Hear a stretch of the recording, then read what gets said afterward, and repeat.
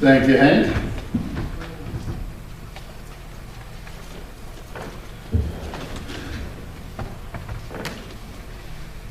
All right. Kind of a long title for the sermon this morning, but we are in Daniel chapter 7, if you would like to join me, and we'll see the four beasts of history overcome by the Son of Man. And here Daniel is given a vision of the future and what was to come, but he also saw God's victory. He saw that God will not be taken by surprise, God will not be overthrown, but God's kingdom will stand. If you will join me in Daniel chapter 7. Daniel chapter 7. In the first year of Belshazzar, king of Babylon, Daniel saw a dream and visions of his head as he lay in his bed. Then he wrote down the dream and told the sum of the matter. Daniel declared, I saw in my vision by night, and behold, the four winds of heaven were stirring up the great sea. And four great beasts came up out of the sea, different from one another. The first was like a lion and had eagle's wings. As I looked, its wings were plucked off, and it was lifted up from the ground and made to stand on 2 feet like a man, and the mind of a man was given to it. And behold, another beast, a second one, like a bear. It was raised up on one side. It had 3 ribs in its mouth between its teeth, and it was told, Arise, devour much flesh. After this I looked, and behold, another, like a leopard, with 4 wings of a bird on its back. And the beast had 4 heads, and dominion was given to it. After this I saw in the night visions, and behold, a 4th beast, terrifying and dreadful and exceedingly strong. It had great iron teeth. It devoured and broke in pieces and stamped what was left with its feet. It was different from all the beasts that were before it, and it had 10 horns. I considered the horns, and behold, there came up among them another horn, a little one, before which 3 of the first horns were plucked up by the roots. And behold, in this horn were eyes like the eyes of a man, and a mouth speaking great things. As I looked, thrones were placed, and the Ancient of Days took his seat. His clothing was white as snow, and the hair of his head like pure wool. His throne was fiery flames. Its wheels were burning fire. A stream of fire issued and came out from before him. 1,000,000 served him, and 10,000 times 10,000, that's hard to say, stood before him. The court sat in judgment, and the books were opened. I looked then because of the sound of the great words that the horn was speaking. And as I looked, the beast was killed, and its body destroyed, and given over to be burned with fire. As for the rest of the beasts, their dominion was taken away, but their lives were prolonged for a season and a time. I saw in the night visions, and behold, of the clouds of heaven there came one like a son of man, and he came to the Ancient of Days, and was presented before him. And to him was given dominion, and glory, and a kingdom, that all peoples, nations, and languages should serve him. His dominion is an everlasting dominion, which shall not pass away, and his kingdom one that shall not be destroyed. As for me, Daniel, my spirit within me was anxious, and the visions of my head alarmed me. I approached one of those who stood there, and I asked him the truth concerning all of this. So he told me and made known to me the interpretation of the things. These 4 great beasts are 4 kings who shall arise out of the earth. But the saints of the Most High shall receive the kingdom and possess the kingdom forever, forever and ever. Then I desired to know the truth about the 4th beast, which was different from all the rest, exceedingly terrifying, with its teeth of iron and claws of bronze, and which devoured and broke in pieces and stamped what was left with its feet. And about the 10 horns that were on its head, and the other horn that came up, and before which 3 of them fell. The horn that had eyes and a mouth, and spoke great things that seemed greater than its companions. As I looked, this horn made war with the saints and prevailed over them, until the Ancient of Days came, and judgment was given for the saints of the Most High. And the time came when the saints possessed the kingdom. Thus he said, As for the 4th beast, there shall be a 4th kingdom on earth, which shall be different from all the kingdoms, and it shall devour the whole earth, and trample it down, and break it to pieces. As for the 10 horns, out of this kingdom 10 kings shall arise, and another shall arise after them. He shall be different from the former ones, and he shall put down 3 kings. He shall speak words against the Most High, and shall wear out the saints of the Most High, and shall think to change the times and the law. And they shall be given into his hand for a time, times, and half a time. But the court shall sit in judgment, and his dominion shall be taken away, to be consumed and destroyed to the end. And the kingdom and the dominion and the greatness of the kingdoms under the whole heaven shall be given to the people of the saints of the Most High. Their kingdom shall be an everlasting kingdom, and all dominions shall serve and obey them. Here's the end of the matter. As for me, Daniel, my thoughts greatly alarmed me, and my color changed, but I kept the matter in my heart. And may God add a blessing to the reading of his word. Father, thank you for your word you have given us, and thank you for telling us the end from the beginning, that we may know that you win, that we know that you will have the victory, that no matter how much the nations rage, that they will not overcome you. And Father, may we have faith in you no matter what is going on around us, to know that you are in control. And it is in the name of your Son Jesus that we pray. Amen. We come first to the four beasts in verses 1 through 8.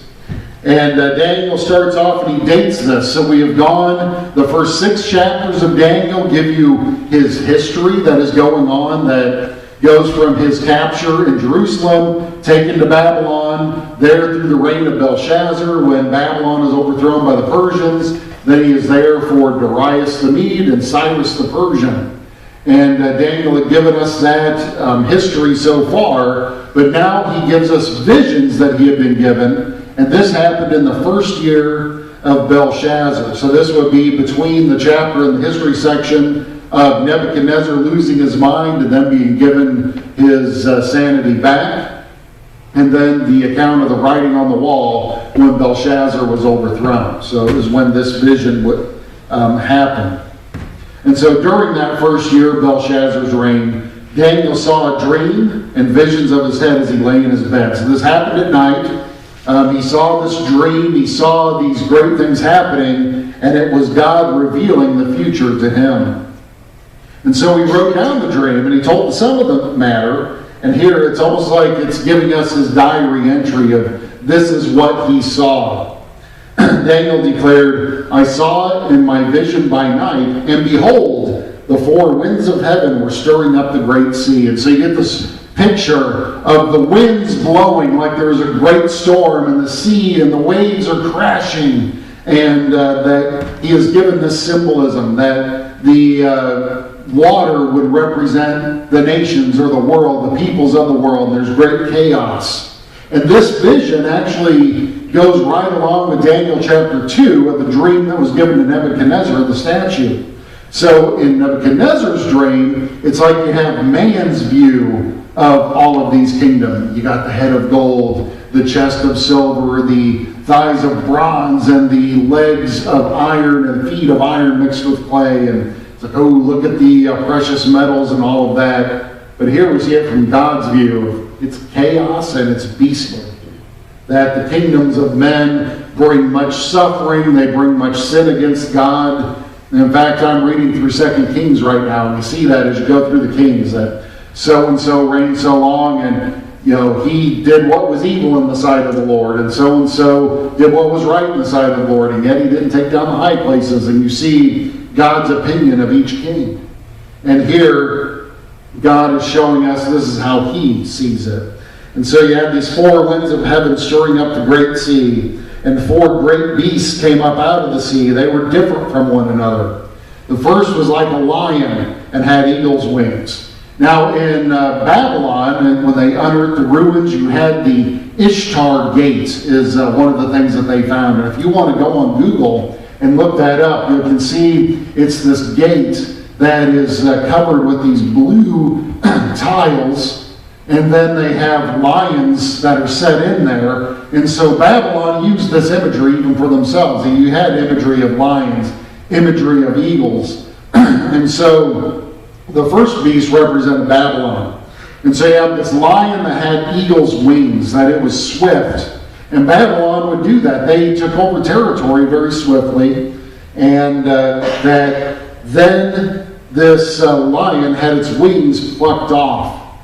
This probably going back to when Nebuchadnezzar was given the mind of a beast, and for 7 years he lived with the animals, and he was insane for 7 years. But then it was lifted up from the ground and made to stand on 2 feet like a man, and the mind of a man was given to it. So just like the head of gold on the statue referred to Nebuchadnezzar, and then others of kingdoms more generally, even in this vision, we see, yes, it's Babylon, but it's even referring to Nebuchadnezzar. Nebuchadnezzar, who was debased and then brought up again, just like this lion was. And the second beast was like a bear. And so not quite as stately as a lion or impressive as a lion, but still dangerous, still something to be feared. And this bear was raised up on one side.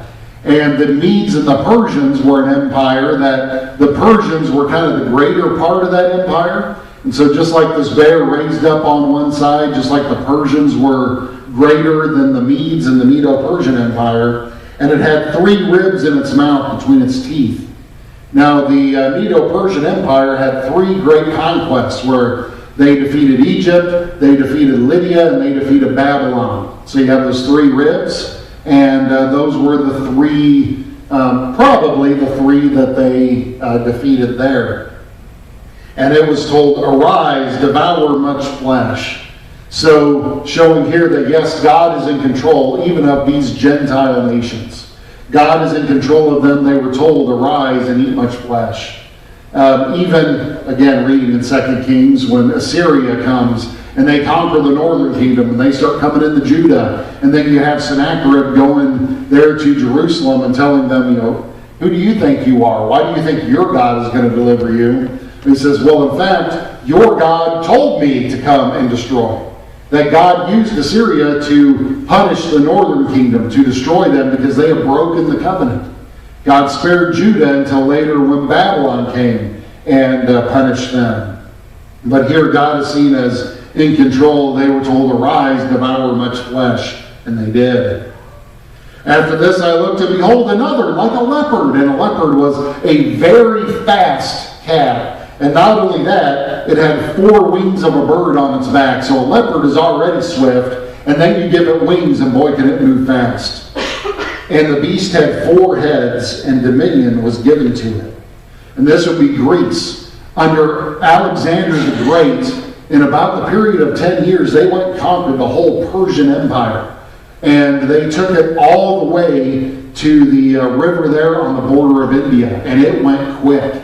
And so it had 4 wings and also 4 heads. When Alexander the Great died, eventually his 4 generals, they fought each other, and then eventually the empire was cut into 4 sections. And so here they had 4 heads. The empire was in 4 sections. And during the intertestamental period, that period between the book of Malachi and the book of Matthew, that a lot of what happened in Israel happened with the fighting between the Ptolemies and the Seleucids, that they were fighting over control of this. And they had the Ptolemies down in Egypt, Seleucids that were up in Syria, and then one of them, Antiochus Epiphanes, is the one that tried to set himself up as God, and that he tried to stop the worship of God in the temple. In fact, he put an idol of Zeus in there. He made them sacrifice a pig on the altar, just trying to break down the Jews and trying to make them Greek. Well, when one of his messengers made it to a village, then the priest there put that messenger to death, and that started a revolt that was led by Judas Maccabeus. Maybe you've heard of the book of Maccabees, that it's part of the Apocrypha, part of books that are not part of the Bible, but are history books and that sort of thing, that there was their revolt against the Greeks, and eventually they did kind of overthrow them. They did get them out of the land of Israel there for a little while, that they came into power until Rome came. Which brings us to the next beast, and this is the one Daniel is really interested in. After this I saw in the night visions, and behold, a 4th beast, terrifying and dreadful and exceedingly strong. He doesn't give us an animal base for this. The others like, well, it's like a lion with wings, like a leopard with 4 wings, like a bear raised up on one side. This we don't get in animal representations. This one's different. That it had great iron teeth. No one likes to get bitten by an animal. If a dog comes at you and bites, it's a bad thing. Imagine if it had iron teeth. How much, a monster with iron teeth would be able to destroy. And it devoured, and it broke in pieces, and it stamped what was left with its feet.